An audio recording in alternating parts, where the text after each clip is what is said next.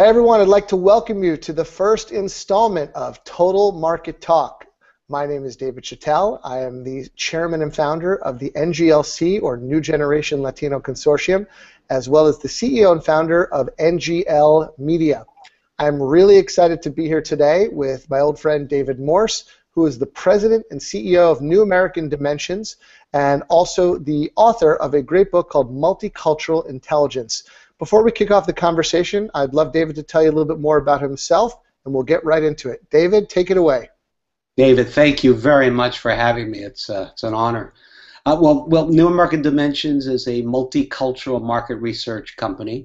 We do multicultural research. We get consumer insights on Hispanics, African Americans, Asian Americans, other ethnic groups, LGBT consumers. So what we're here to talk about today is, of course, total market, and a little bit of irony here that the first question on a show called Total Market Talk is to a man who has been writing quite a bit about this idea of total market, and I must say there's a lot of skepticism that necessarily this is a term that's well defined or even necessarily even worth using, and I'd love to hear your thoughts about total market and whether it's actually total nonsense.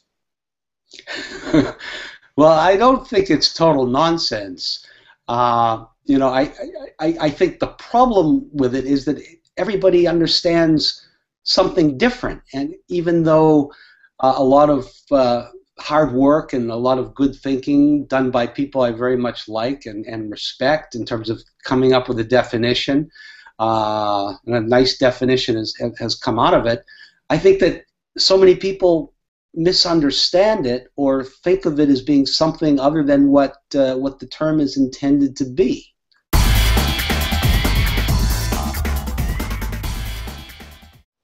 Well, I think part of the problem was we started with a word, total market, and it means whatever you want it to mean. I mean, when I first heard the term, and I think some other people feel the same way, I thought of general market campaigns with kind of an appeal to multicultural consumers.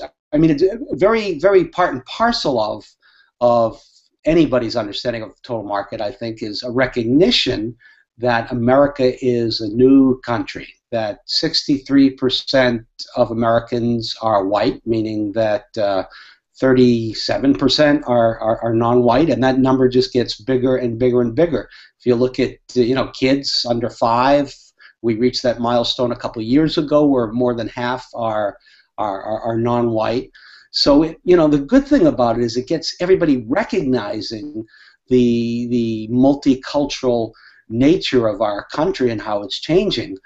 But I think that so many people think that it's talking about a very specific thing that it's not. Now there is a definition of it that the folks have put together. The key element, according to the definition, is that it is an integrated marketing approach.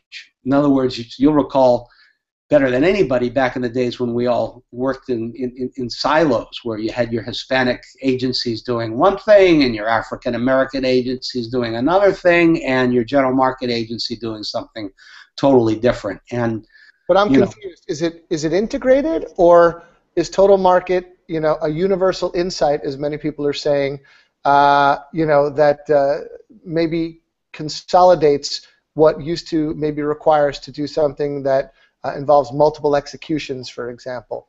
I'm curious to hear your thoughts on that.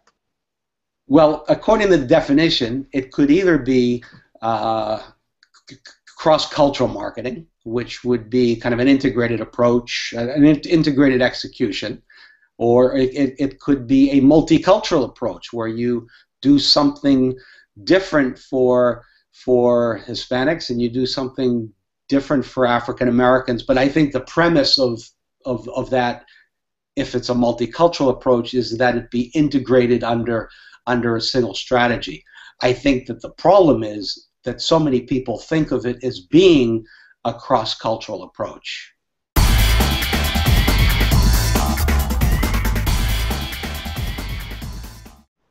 I think it's a legitimate concern, David, because I've seen and heard so many people talking about total market in that way.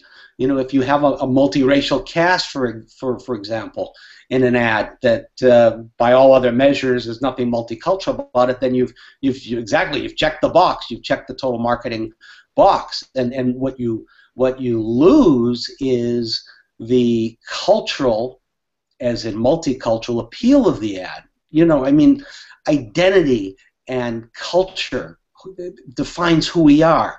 They're very, very deep parts of ourselves, and hence the power of an advertising campaign that's grounded in multicultural insights.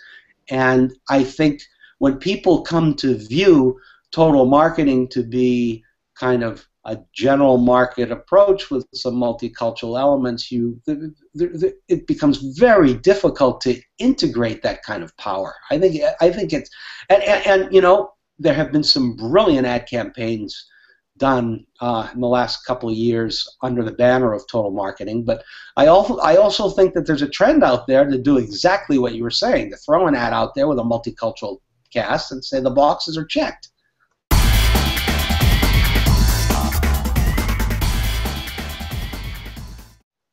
I sure hope so. You know, I think that marketers need to have that kind of, I don't know if flexibility is the right word. Marketers need to have the insight that not all consumers are created the same, and not only that, but not all brands are created equally. Not all brands are the same, and that what is going to work for one brand isn't going to work for another brand. And I think it's so important, David, for brands to take a look at who they are and who they aspire to be and who they already, what they already represent to consumers, and not deviate from that. I think they need to be loyal to who they are.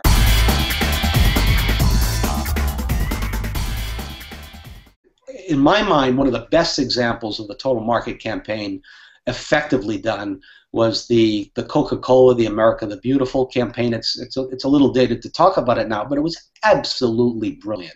Showed a multiracial, multilingual, multi-ethnic cast singing the song America the Beautiful. And it created quite a controversy on the internet. A lot of people didn't think a patriotic song should be sung in a language other than English. In fact, some people felt that it should be sung only by whites. But that's not what Coke is about. Coke knew they were taking a risk, and they made a strong statement that this is what we're about.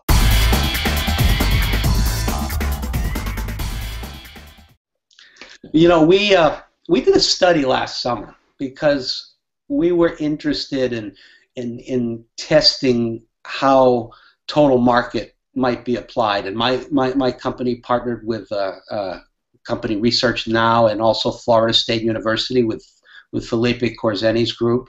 And what we did was we tested execution. It was print, and we looked at ads with an African American cast, a Latino cast. We made it known, you know, we by their names and, you know, as much as we could with appearance, and then people that clearly were Caucasian, and we tested that among African Americans, Hispanics, and Anglos. This was all millennials. It was all done in English.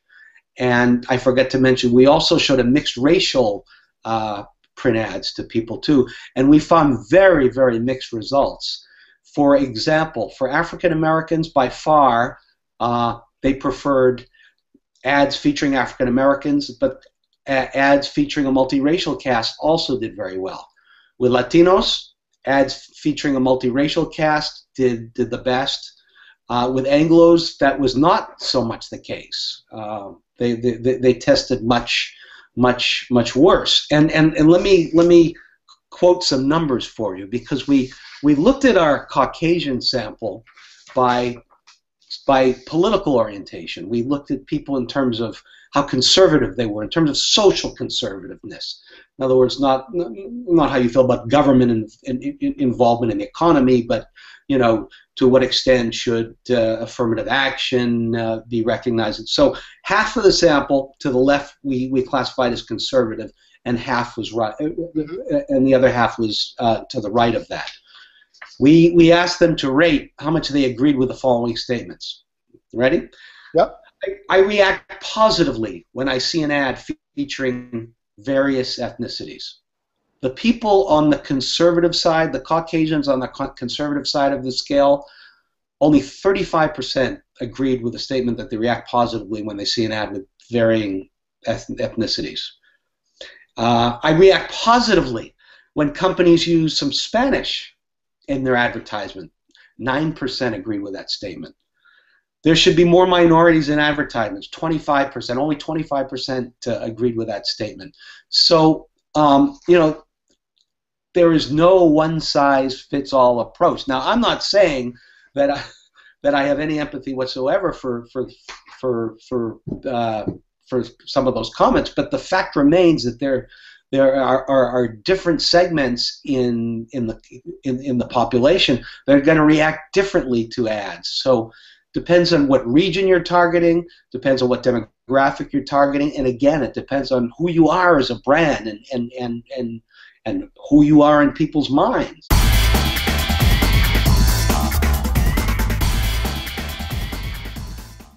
I sure hope not. You know, I mean, and I don't think so. You know, a company like Coke took a risk, but they made a stand. You know, they saw the demographics clearly, and they said, you know, we are Coca-Cola. We are for the new America. I think of another ad.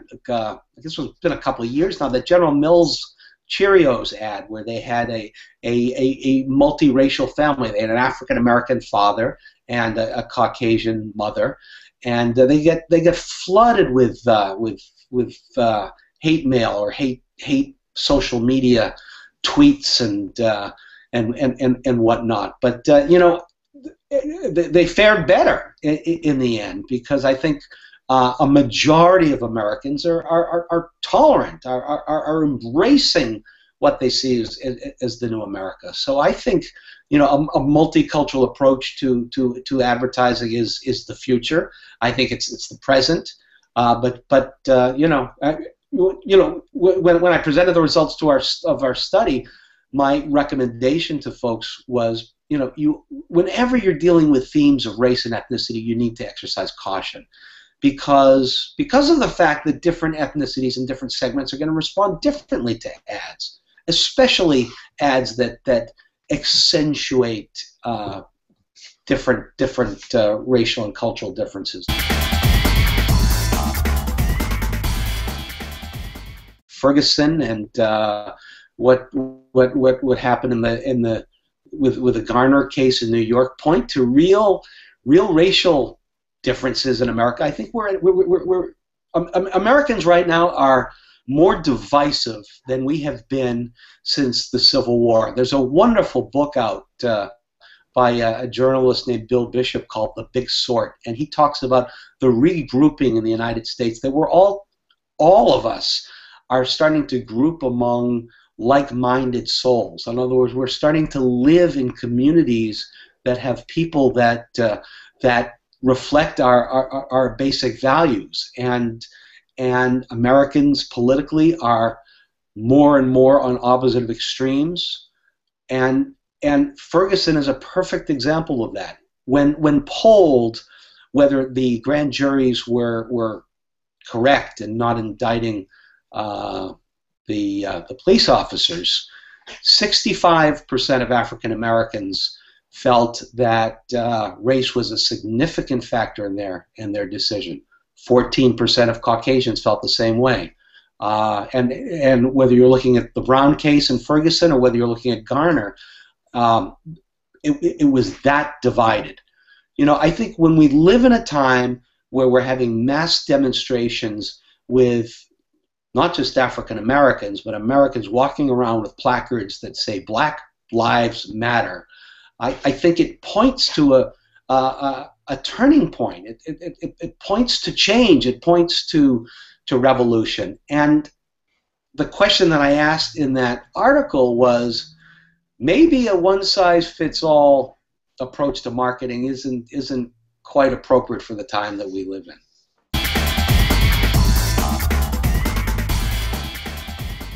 let's talk about new generation Latinos as opposed to Spanish dominant Latinos. If you're Spanish dominant, you're going to be watching Spanish language programming for a lot of stuff like news and certainly soccer and things like that. But you know, we've done a lot of research with new generation Latinos, and we've asked them, you know, how important is it to you to have media targeting you as a U.S. born as a Latino, and we get a mixed bag. You know, there are those that are on the rah-rah bandwagon that say, you know, it's absolutely important. You know, we need to have you know, our own. We need to have our own BET.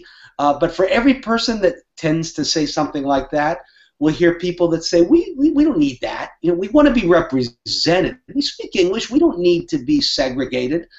So there's not that that unanimity that, for instance, you have in the African American market. I was just looking at some recent Nielsen results that showed, I think it was about a year old, that 90% of African Americans said they would be more favorably disposed to an advertiser that advertised on African American media. So I think comparisons are different, and I think that's part of the point here. Is when you get into race and ethnicity, things start to get very nuanced and complex. I hear you on that. I mean, I've often heard from so many different constituents, from the TV networks to researchers such as yourself to advertisers, that they're constantly hearing, both qualitatively and quantitatively, that on the one hand, Latinos want to be represented, they want to be spoken to in culturally relevant ways, contextually relevant ways that speak to who they are, their lifestyle, etc. But they definitely, on the other hand, don't want to be put into a proverbial, you know, media box, if you will, that says, you know, there's this version of what the show is, and then there's a Latino version.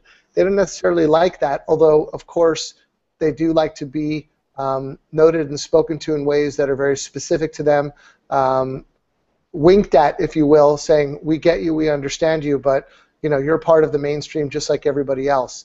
And that's sort of the dichotomy of the situation.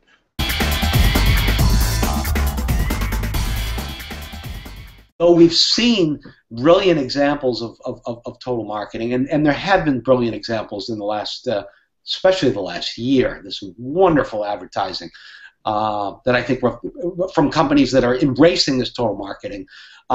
You also tend to see companies that are relying on casting, you know, and this is this checking the box idea, that if you have a multiracial cast, then you're doing total marketing. But it's so much more than that. It begins, and I'm biased because I'm a researcher, but I really do feel that it begins with insights. It begins with cultural insights and understanding what makes these different cultural consumer segments tick, and then integrating that into who you are. Now, in terms of your execution, that could translate into different things. You know, it might be a multicultural, different approach for different ethnicities, or it might be a more of a cross-cultural approach. I think it all depends on the brand, but it definitely goes beyond casting.